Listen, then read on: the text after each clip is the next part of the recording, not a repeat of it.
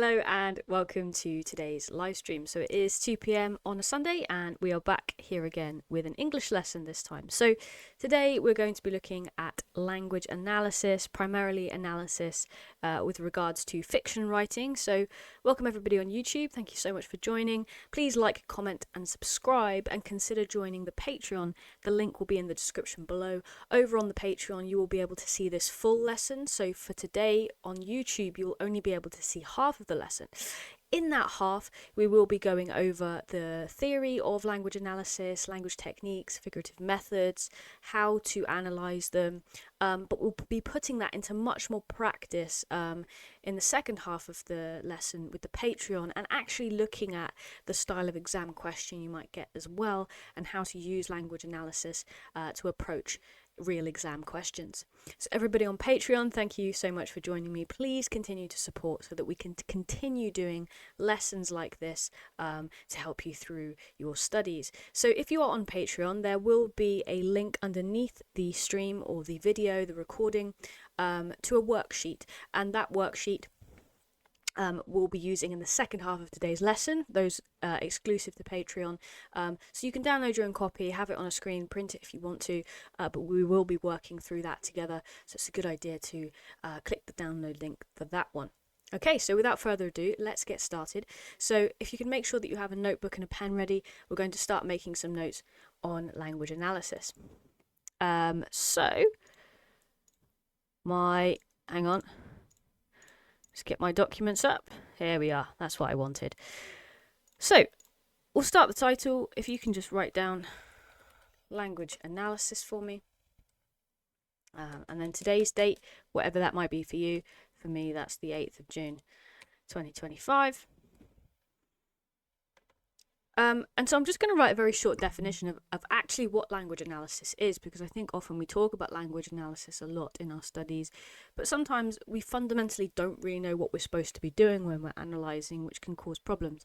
So basically, language analysis, and I would advise you to write this down as well, is the process of assessing the effect, I'm going to say the purpose and effect of writers' methods within the texts that they write. It is the process of recognizing methods and the skill of recognizing the given purpose and effect that these methods may have. So it's about reading through a text and identifying what the writer has tried to do and what the writer has indeed done. Those two things are often the same, but not always. So you might consider perhaps the writer has tried to do this, but actually I feel that the effect is this. It's very difficult to separate those things because, of course, we will never know exactly what the writer was trying to do. And I think sometimes people will use that as an excuse to say, well, there's no meaning. So people will say, well, if the writer didn't mean that, then it's pointless writing about it. But that's not true, because reading is an experience separate to writing. So we can consider what the writer was trying to do, but the crucial thing is the effect. That's where the marks are. Regardless of whether the writer was trying to do it or not, we're going to look at the effect the writing might have on a reader. Okay, and that's not every reader. That might change with regards to context, but having an overall idea of what the effect of a piece of writing could be. So it is an interpretation. It's not about working out exactly what the writer meant. It's about understanding that this could be found in the writing and we could have this understanding of it because of this method. That's the crucial thing to realise. Okay, lovely. So I'm just going to give you a moment to write that down. It's got a hair on my mic. That's lovely. And then what we're going to do is we're going to run through the main figurative language techniques that we might try and identify within a text. So what I'm actually going to do while you write that down is write down the names of a series of figurative methods and techniques, and then I'm going to leave you just for a moment to see if you can look at them and decide what you think they mean. Do you recognize some of them, not all of them? So I just want you to think about the definition of each of these techniques. So we have onomatopoeia, which has a ridiculous amount of there we go, vowels in it. Personification, metaphor, simile,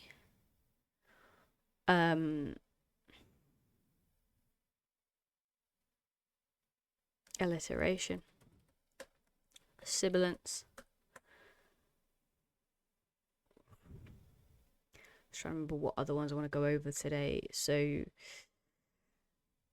think I'll leave it at that for today.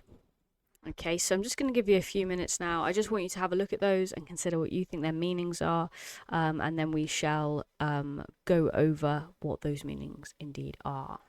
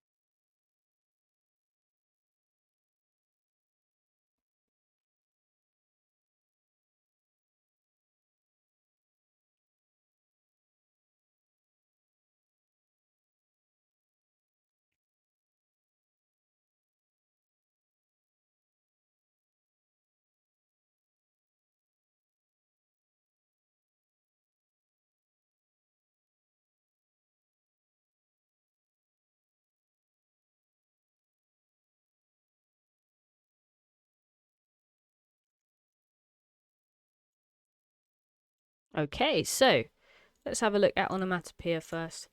So you might want to assess these definitions that I'm going to give you against the definitions that you assumed. So it is the use of words that sound like the sound you are describing.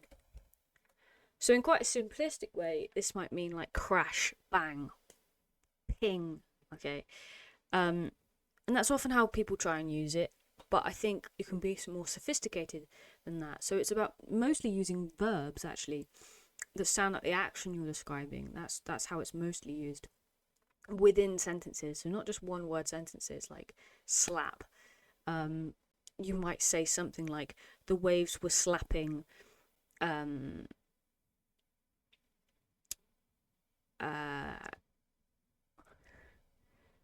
I can't think of how to end the sentence. So the waves were slapping soundly across the rocks. Okay, so using it within a sentence is much more sophisticated. Okay, we now have personification, which is describing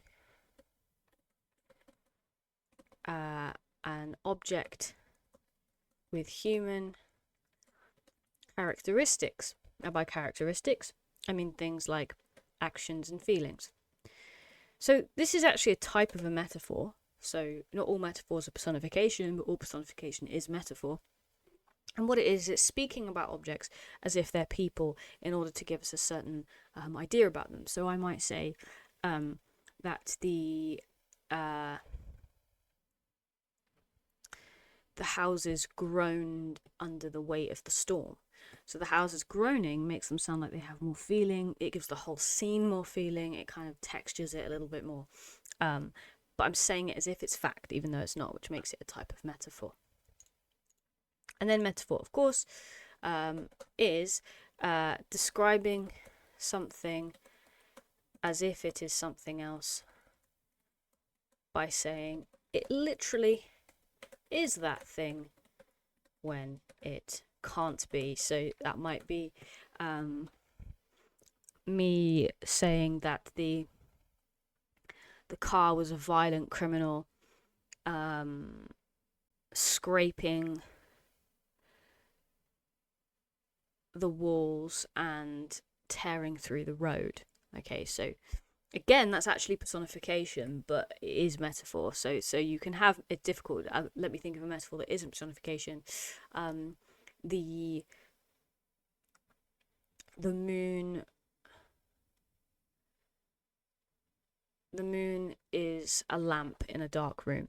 Okay, so by saying it's a lamp, an inanimate object, you're not saying it's a person, but it's a metaphor because you're saying it's something else. Okay.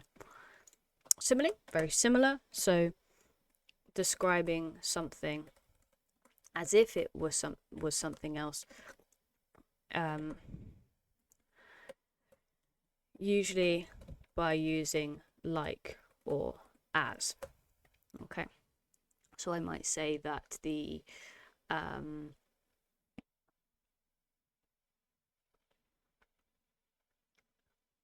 trees were as elegant as a ballroom dancer. It was actually a form of personification, kind of, but through a simile. But so it's using as or like, but to do a similar thing. Alliteration is when the beginning of words close together have the same sound, usually the same letter. That's not always the case, as you could have PH and F making F sounds. You could say the flying phone. That's still alliteration, but it just doesn't start with the same letters. And that's normally to put emphasis on something, depending on the type of sound that you're using, the type of letter, whether it be plosive or a softer sound.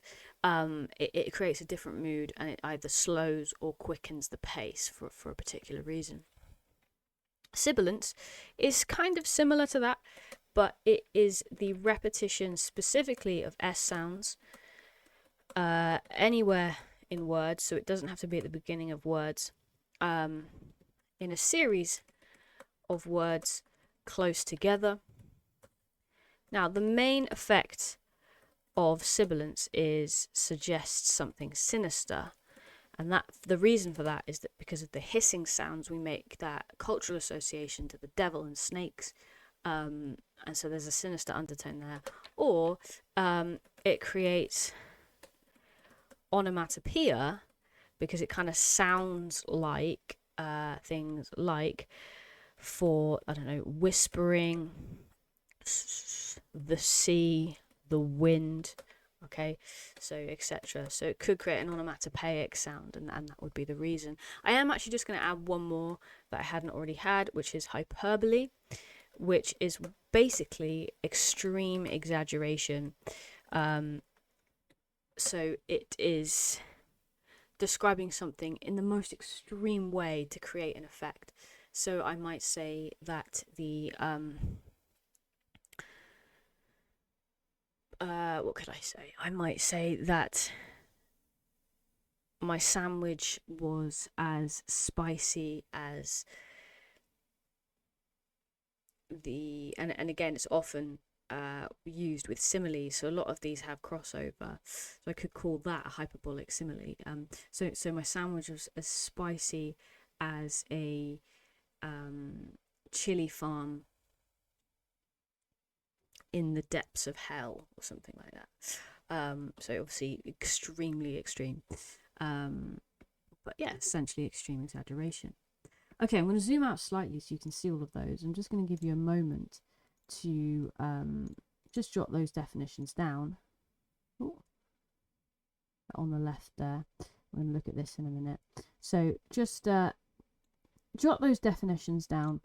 I'll give you 1 minute to finish that off. And then we're going to have a look at reading a text and seeing if we can identify any of these techniques within the text and do a bit of language analysis.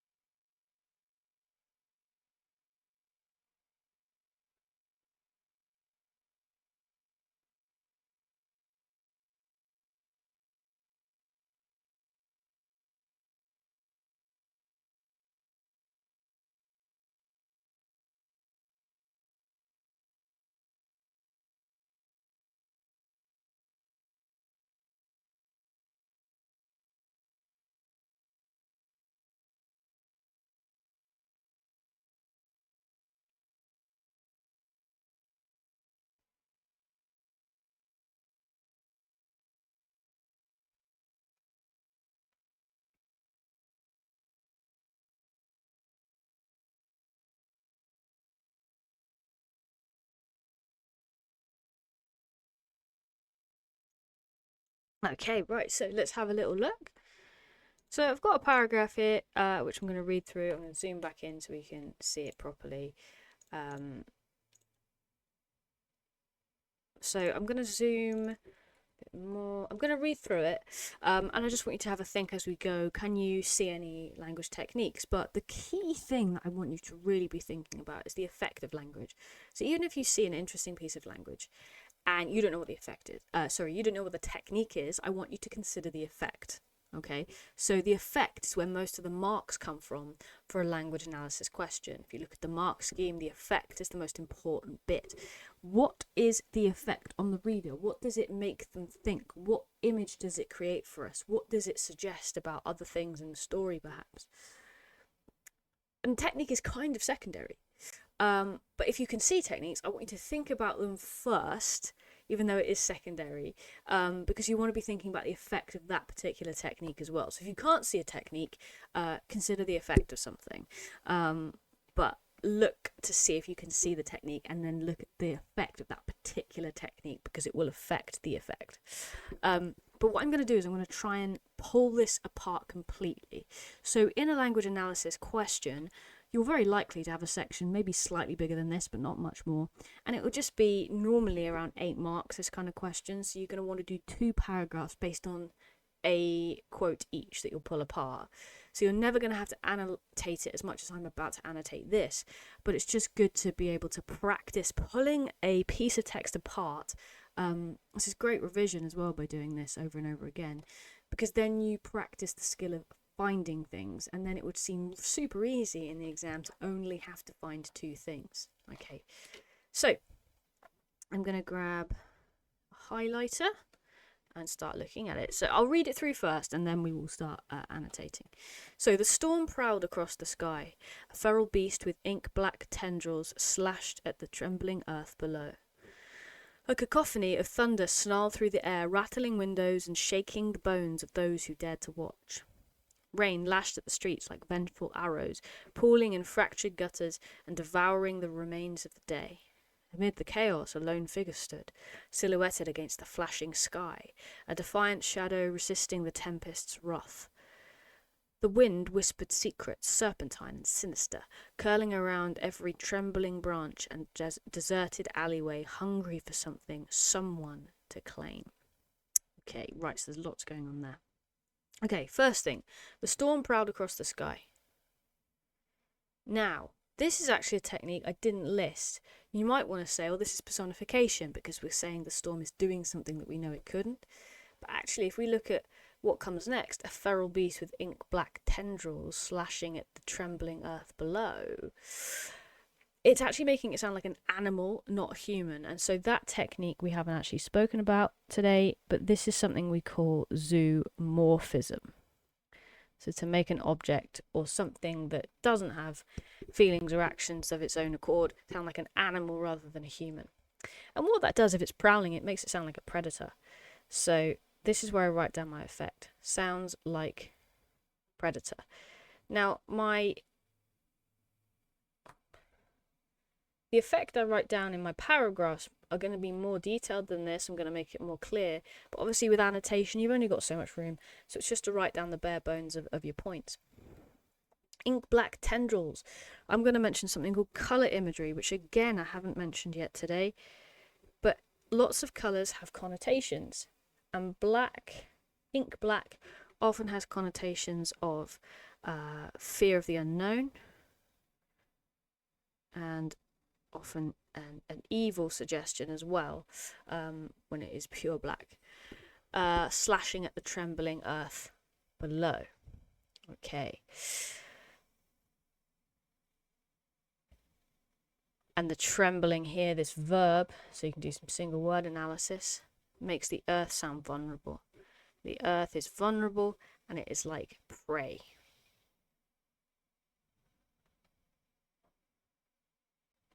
Okay. A cacophony of thunder snarled through the air, rattling windows. We've got a continuation of this zoomorphism, which makes it actually an extended metaphor because it's continuing. Extended metaphor. Makes it sound like perhaps the attack won't end. It's going on and on. I would say this rattling here is a bit of onomatopoeia. And rattling as a sound, rattling, it sounds quite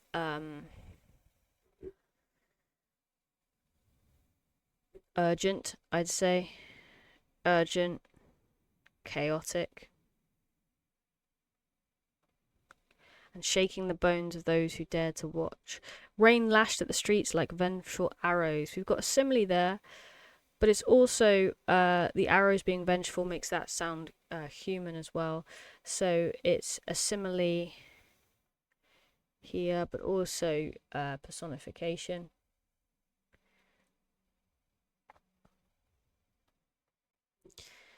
So rain lashed at the streets like vengeful arrows. And what those two things are doing together is making it sound like the rain is angry and humans have perhaps done something to nature for it to be revenge or vengeful. Pooling in fractured gutters and devouring the remains of the day.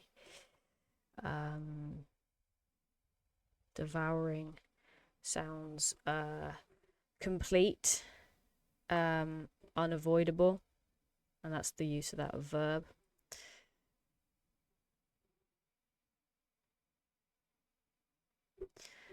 Amid the chaos, a lone figure stood, silhouetted against the flashing sky. So in that description of that figure, we've got some sibilants, silhouetted against the flashing skies. There's lots of S sounds there. In fact, that continues all the way through. A defiant shadow resisting the tempest's wrath. The wind whispered secrets, serpentine and sinister. So all of this here, even the word sinister there, is sibilants. And that would suggest to me that the figure is sinister. And mysterious.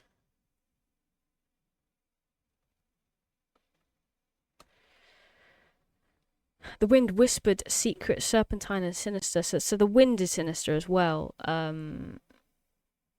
It feels like perhaps this silhouette is either against the weather or he's connected with it. Weather is also sinister.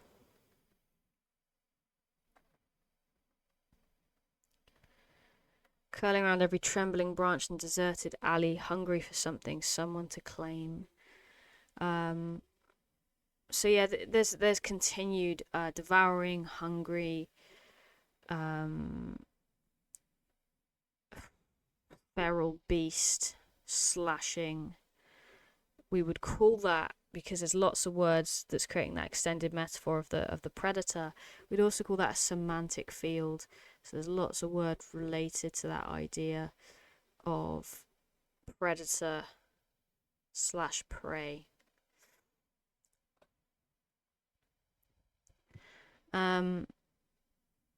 Okay. I think we'll end it there. But there's so much to talk about, as you can see. And obviously within the exam, you'd only need to talk about 2 of those things. So it's kind of a really good revision exercise to practice finding as much as you can, because then you're never going to struggle in an exam to find what you need.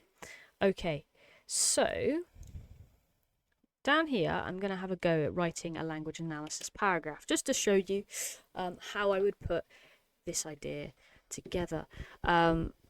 So I'm just going to write one and show you the structure, and then it'll be up to you whether you would like to have a go at writing another one based on these annotations. I'm going to leave this here kind of up for just a moment now, so that you can come back to this part of the video and pause, so you can have it in front of you while you write your analysis paragraph when the video ends as well.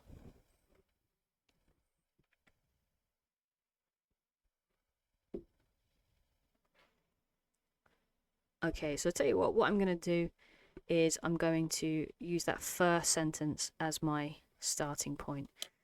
So the first thing I do with a language analysis question is I'm just going to go straight in with the technique. Sometimes people are taught to go in with a point and then to do their quotes, but actually you're getting marks for the effect and your points will come within the effect. So I always find it's good not to waste time.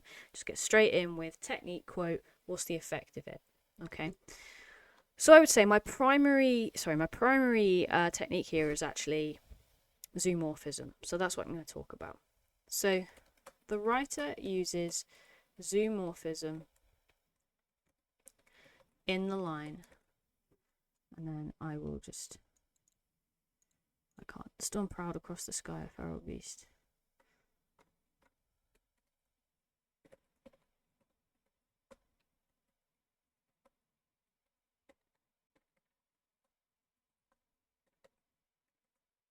Feral beast with ink black tendrils slashing at the trembling earth below.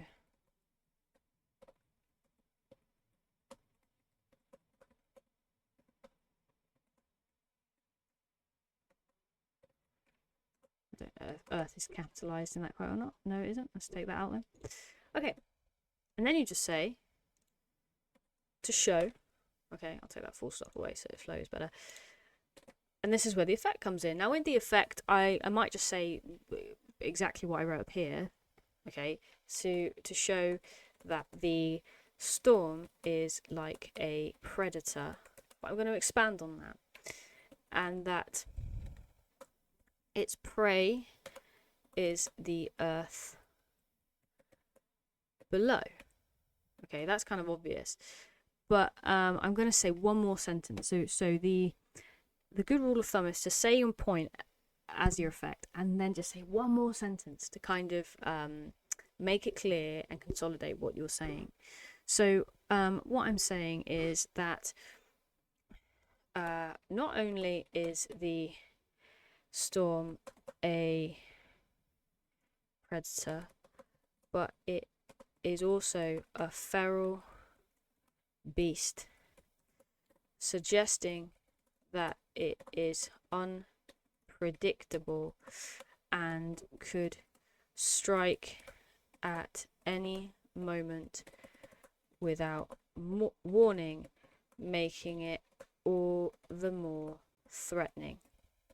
Okay, so in doing two sentences, you've made your effect really clear and your understanding really clear. Now, to make sure you get all of those marks in, you then do a bit of single word analysis. So I'm going to choose one word and zoom in on it. So I could choose proud, I think, because that makes it sound like the storm is kind of waiting to pounce and it increases tension. But I'd also like to talk about trembling because it shows the vulnerability of the earth. So my single word analysis, which is what I do now, I zoom in, I will say in particular the adjective, so always name its word class, never just say word, always identify its word class. Trembling emphasizes how vulnerable and frightened the earth is of the storm, making the people on earth appear helpless and powerless. Okay, there you go. So that, I'm just going to put this down here so you can see it as one paragraph. That there is a top-notch language analysis paragraph. You've identified a key technique, you've given me evidence, you've explained what that evidence shows, but you've made it clear by adding another sentence to clarify what you mean, to go a bit deeper.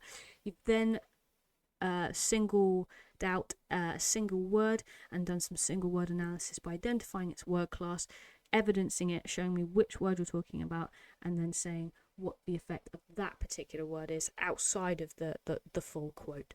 Okay, so if you did another paragraph like that, structured like that, then that would be 8 marks. So the most common exam paper for this type of question is 8 marks for this question, and it will be 2 paragraphs that you need to write.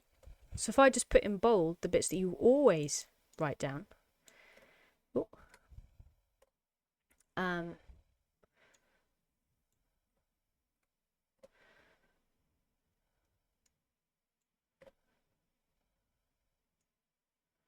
Okay, So those are the key bits. That's kind of the bare bones of the paragraph.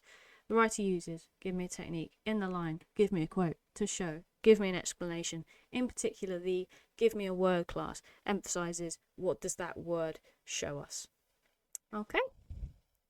Right, so as I said before, if you'd like to go back a little bit in the video to pause on the annotation so that you can see what I've written about the rest of that piece of text and have a go at writing your own paragraph, then please feel free to do so. I would definitely recommend doing that because the more you practice with these type of structures, the easier they will become.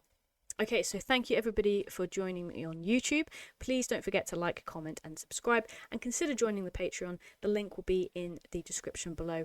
Over there you'll have access to the full lessons for every lesson I've done so far for English and Maths, including a bespoke worksheet. So each of the lessons are about double this length, but you will only be able to see the second half if you join the Patreon. Okay, thank you very much. Have a lovely day.